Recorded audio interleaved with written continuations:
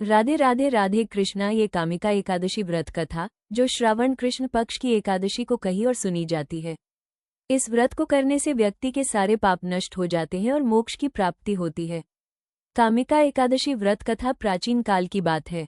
एक गांव में एक क्रूर स्वभाव का क्षत्रिय रहता था। एक दिन किसी बात पर उसका एक ब्राह्मण से विवाद हो गया और उसने क्रोध में आकर ब्राह्मण की हत्या कर दी। हत्या के बाद उसका मन अशांत रहने लगा। उसे हर समय ग्लानि होती रहती थी, परंतु वह अपने अपराध का प्रायश्चित नहीं जानता था। कुछ समय बाद वह एक ऋषि के पास गया और बोला, महाराज, मुझसे एक बड़ा पाप हो गया है। कृपया कोई ऐसा उपाय बताइए जिससे मैं इस पाप से मुक्त हो सकूं। ऋषि ने कहा, हे वत्स, तुम श्रावण मास की कृष्ण पक्ष की एकादशी, जो कामिका एकादशी कहलाती है, का व्रत करो और श्रीहरि विष्णु का पूजन ध्यान करो।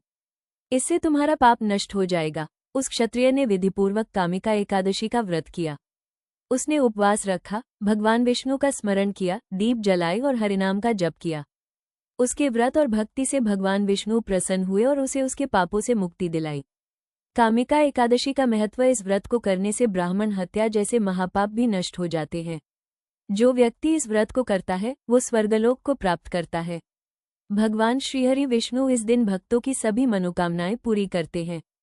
कामिका एकादशी व्रत विधि संक्षेप में 1. एक दिन पहले सात्विक भोजन करें। 2. व्रत के दिन ब्रह्म मुहूर्त में उठकर स्नान करें।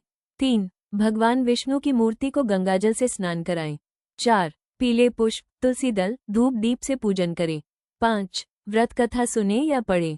6. रात में जागरण और हरिनाम संकीर्तन करें। 7. अगले दिन द्वादशी तिथि में पारण करें। सही समय पर व्रत खोलें।